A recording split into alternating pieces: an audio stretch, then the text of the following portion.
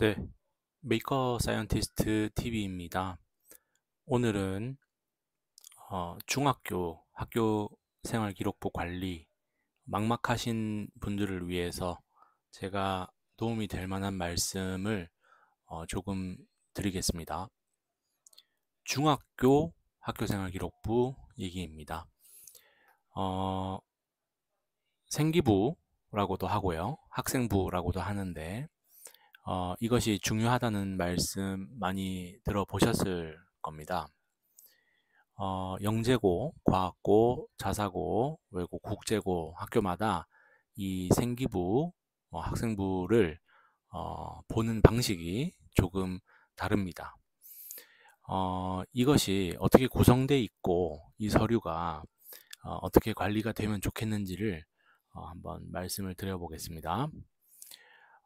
영재고는 이 생기부에 적혀 있는 모든 내용을 다 보신다고 생각하시면 되겠습니다. 과학고는 그 중에서 원점수 표준 편차를 제외하고 성적을 등급만 본다라고 생각하시면 되겠습니다. 이 생기부 관리 막막하시기 때문에 아예 안 하시는 분들이 많습니다. 그래서 아예 안 하는 거, 그러니까 생기부를 한 번도 열람해보지 않고 원서 접수할 때 가서 그때서야 떼보는 거, 그것이 문제입니다. 그렇지 않고 떼보는 것만 하셔도 사실 관리를 다른 사람보다는 많이 한다고도 할 수가 있겠습니다. 왜냐하면 사실 우리 중학교 생기부 관리라고 하는 거는 하는 사람의 숫자가 일부분만 합니다. 그러니까 고입이라고 하는 것 자체를 대부분의 사람들은 생각을 잘 안 하기 때문에 일부 사람들만 합니다. 그래서 옆에서 다른 친구들이 안 하기 때문에 나도 왠지 하면 안 될 것 같은 또 다른 학부모님들께서는 안 하기 때문에 괜히 나만 하기는 좀 그런 듯한 느낌이 드실 수가 있습니다.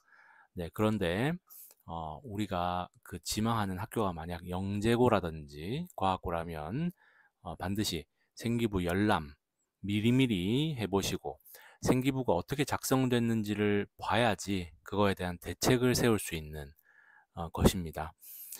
이 생기부에 나와 있는 내용을 기반으로 면접에서 질문도 나오기 때문에 어떤 질문이 나올 것인지도 어떻게 적혀 있는지를 알아야 봐야지 대충 대책을 세우고 예상 응답을 만들어 갈 수 있는데 안 보고 그냥 냈다가 막상 면접에서 그 생기부에 적혀 있는 내용을 기반으로 난감한 질문이 나오면 대답을 제대로 할 수 없게 됩니다. 그래서 열람이 기본이다.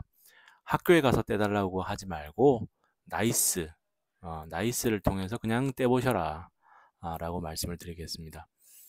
너무 생기부라는 것은 우리 학부모나 학생이 쓸 수 있는 것이 아닙니다. 학교 선생님이 쓰시는 학교 선생님의 권한의 공적 문서, 공문서에 해당이 되기 때문에 늘 그렇지만 너무 이렇게 해야 된다, 뭐 이렇게 무조건 써 주셔야 된다 라고 딱딱하게 가는 것보다는 좀 열린 마음으로 자연스럽게 대응해야지 무리가 없다고 생각이 됩니다. 네, 그리고 두 번째로 이제 10가지 요소 중에서 출결 상황에는 무단 결석, 뭐 무단 뭐 지각, 뭐 이런 것들이 기록되어 있으면은 안 좋다라는 말씀드립니다. 그래서 1차 서류 통과를 하려면 무단이라는 게 없어야 됩니다. 자, 그다음에 수상 경력은 교내만 작성이 되게 되어 있다라는 것을 또 이제 명심해 주셔야 되는데 이 수상 경력이 교내만 기록된다는 것만 봐도 이제 그 이 학교가 어떤 학교인지를 알 수가 있게 되겠죠. 특히 영재학교는 수상 경력도 다 제출하고 과학고도 수상 경력을 다 제출하니까 교내 대회가 학교마다 다 똑같지가 않거든요. 특정 학교는 특정 대회를 개최하고 또 어떤 학교는 개최를 안 합니다. 교내 대회 중에서 뭐 발명품 경진대회라든지 아니면은 탐구대회라든지 이런 것들을 개최하는 학교는 매년 개최해 왔던 학교라고 하면은 그 대회의 교내 대회의 이름만 보더라도 이 친구가 어느 학교에서 왔구나라는 걸 알 수가 있겠죠.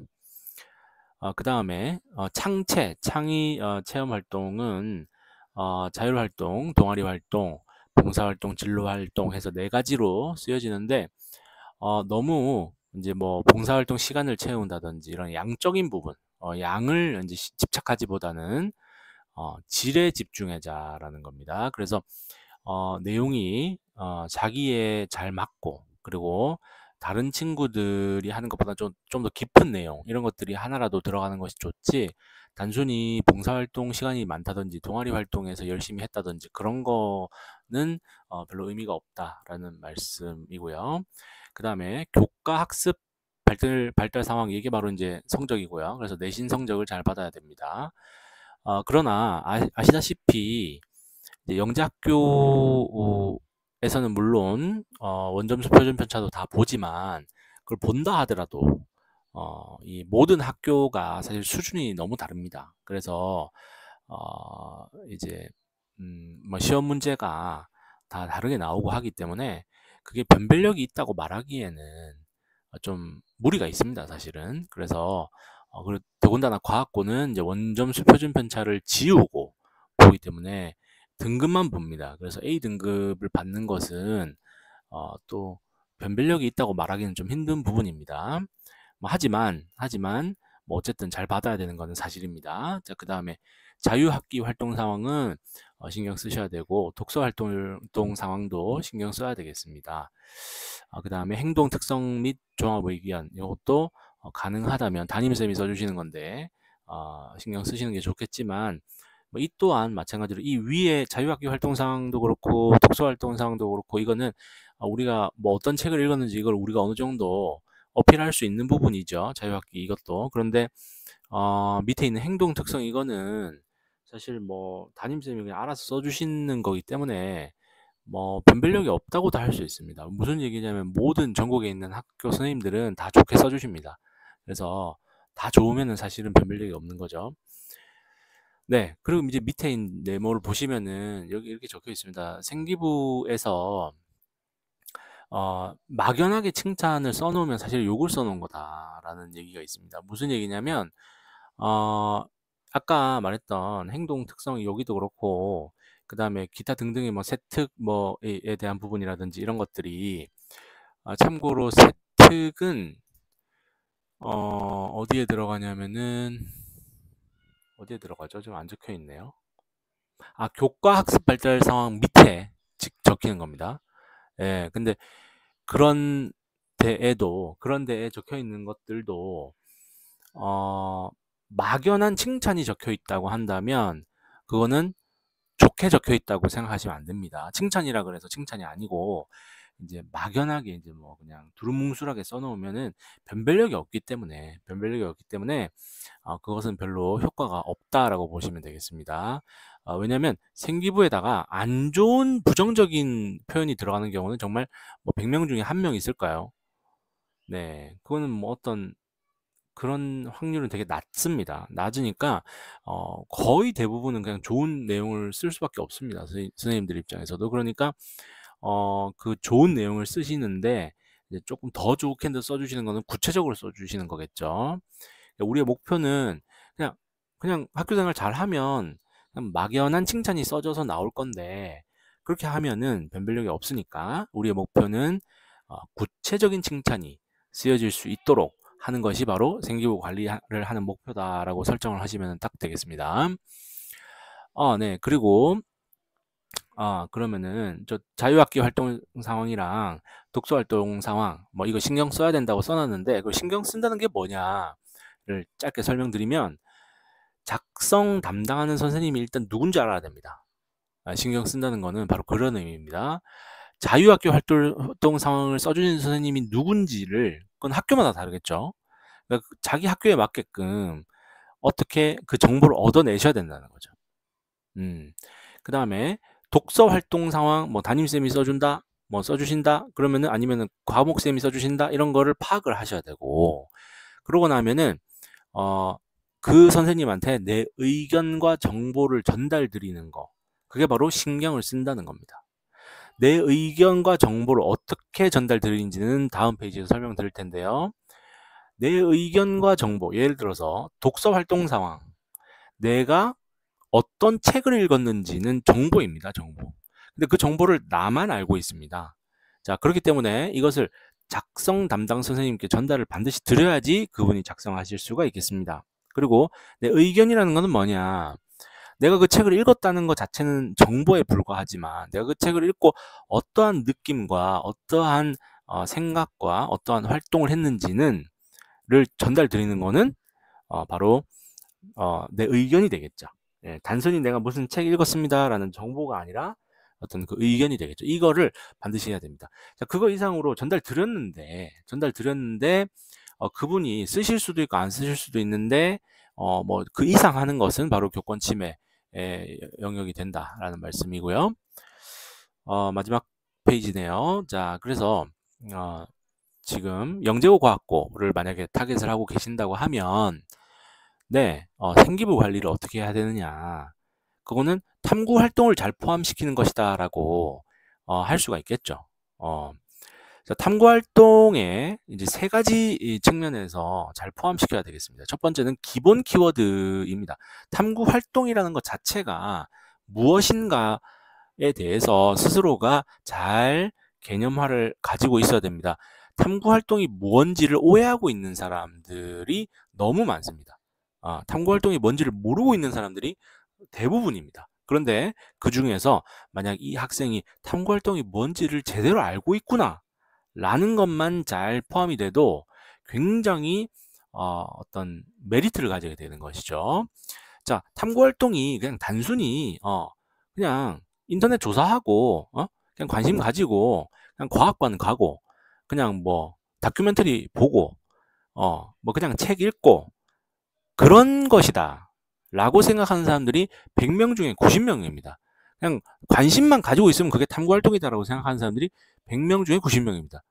자, 그런데 그것은 탐구활동이 아닙니다. 그 영재학교랑 과학고의 관점에서 봤을 때 그것은 탐구활동이 아니에요. 그렇기 때문에 그렇게 얘기를 하시면은 당연히 안 좋겠죠. 그렇게 작성이 돼 있으면 안 되겠죠. 자, 그러니까 그것을 그 다음 단계, 실험화 시킬 수 있는 사람이다라는 내용이 포함되어 있어야 되겠죠. 그러니까 이 학생은 뭐 어떤 거에 관심을 가졌다. 그런데 그것을 실험으로 발전시켰다라는 내용이 들어가야 되겠죠. 실험을 했다는 내용이 들어가야 된다는 뜻이죠. 자, 그런데 실험화에서 제일 중요한 건 어떻게 보면 키워드라고 하면은 자기만의 실험 장치, 실험 도구를 제작할 수 있는 능력이 있다. 이런 것이 되겠죠. 내가 실험 장치를 이렇게 만든다. 혹은 여기저기서 구매를 해서 내가 꾸민다. 실험 세팅이라고 하죠. 그런 것들을 할 수 있다라는 것이 했다라는 것이 생기부에 포함되면 그런 키워드가 포함되면 아까 키워드가 뭐죠? 실험 장치, 실험 세팅을 했다라는 것들이 포함되면 이미 100명 중에 90명보다 훨씬 더 나은 내용이 돼버린다는 것이죠. 자, 그 다음에 그게 끝이 아닙니다. 자, 그런데 실험을 했는데 그래서 결국에 어떠한 지식을 얻게 되었는지도 어떠한 발견을 했는지도 이제 포함이 돼야 된다는 것이죠. 물론 지금 제가 실수로 여기에 지금 슬라이드에 안 적어놨는데 실험을 했다 그래서 끝나는 게 아니죠. 실험을 해서 그걸 분석하는 과정. 그 과정에서 가설을 세우는데 그 가설이 수학적 가설이 되는 거, 수학적 모델을 세울 수 있는 거. 그래서 정량적 분석이 되는 거. 이런 것들이 다 키워드들입니다. 굉장히 양질의 키워드들이죠. 그래서 실험을 한다는 거는 정량화, 정량적 데이터를 얻는다는 거고 그걸 설명할 수 있는 수학적 가설, 수학적 모델을 세울 수 있다는 거 이런 것들이 전부 포함되면은 실험을 잘 한 거라고 할 수 있습니다. 이미 그 단계까지만 가도 사실은 단순 그냥 인터넷 조사하는 내용만 적혀 있는 것보다는 훨씬 좋다. 그런데 거기서 끝이 아니라 어떤 발견을 했다고 했을 때 그 발견을 지식화시켰다라는 것도 굉장히 중요한 것입니다. 그러니까 내가 발견을 못하고 그냥 실험만 하고 끝났다 라고 적혀 있으면 안 되는 것이죠. 그거는 별로 안 좋은 좀 단계가 낮다는 것이죠. 그러니까 어떤 내가 실험을 했으면 어떤 발견을 했을 것이고 그 발견이 무엇인지가 적혀 있어야 된다는 거죠. 구체적으로. 그리고 그게 바로 지식화가 됩니다. 그럼 거기서 끝이냐? 그럼 그것도 아닙니다. 더 있습니다. 그건 뭐냐면 그거를 지식 재산화 시켰다라는 것도 될 수가 있는 것인데, 문제는 뭐냐면 지식 재산화를 시키는 것에 대해서 지금 생기부 작성 규정에서 많이 금지가 되어 있습니다. 자, 지식 재산이라는 건 어떤 것들이냐면은 특허라든지, 아니면은 그걸 책으로 써서 서적 출판을 했든지, 아니면은 그걸 보고서를 쓰든지, 아니면은 그걸 어디 가서 학술 회의에서 발표를 했든지, 아니면은 그걸 이용해서 어떤 사업을 만들었든지, 사업에 대한 기획을 했든지, 이런 것들이 바로 지식 재산에 해당이 되죠. 그런데 그런 것들 중에서 특히 뭐 보고서, 소논문 이런 것들은 전부 흔히 얘기해서 사교육을 조장한다는 이유로 생기부에 작성이 안 되게끔 바뀌었습니다. 원래 그랬던 게 아니고 옛날에는 됐는데 바뀌었습니다. 그걸 쓰지 말라고요. 네.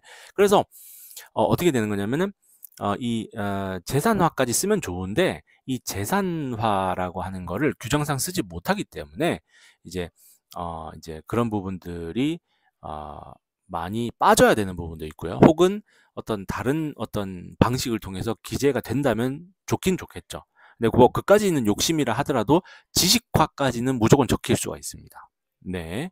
자, 근데 여기서 아까 설명드렸다시피 어, 그 내가 학생이 어떠한 자기가 했던 활동을 그 선생님에게 갖다가 제출하는 어떤 과정이 필요한데요. 그 제출하는 과정에도 적지 말라는 법은 없는 겁니다. 자, 무슨 얘기냐? 내가 이걸 가지고 보고서를 썼다. 내가 이걸 가지고 소논문을 썼다. 내가 이걸 가지고 어느 대회에 나가서 상을 땄다. 교외 대회요. 혹은 내가 이걸 가지고 책을 썼다. 내가 이걸 가지고 뭐 학술 회의에 가서 발표를 했다. 내가 이걸 가지고 사업화를 시켰다. 이런 내용이 생기부에 적히면 안 된다고 했지, 학교 선생님한테 말해서도 안 된다는 뜻은 아니잖아요. 학교 선생님한테 가가지고 선생님 저 이런 책 썼어요 라는 말 자체를 하는 게 불법은 아니고, 내가 그 선생님한테 전달하는 서류에 그런 내용이 적혀 있는 것 자체가 금지되어 있는 건 아니에요. 그것이 생기부에 적히면 안 되는 건 맞아요.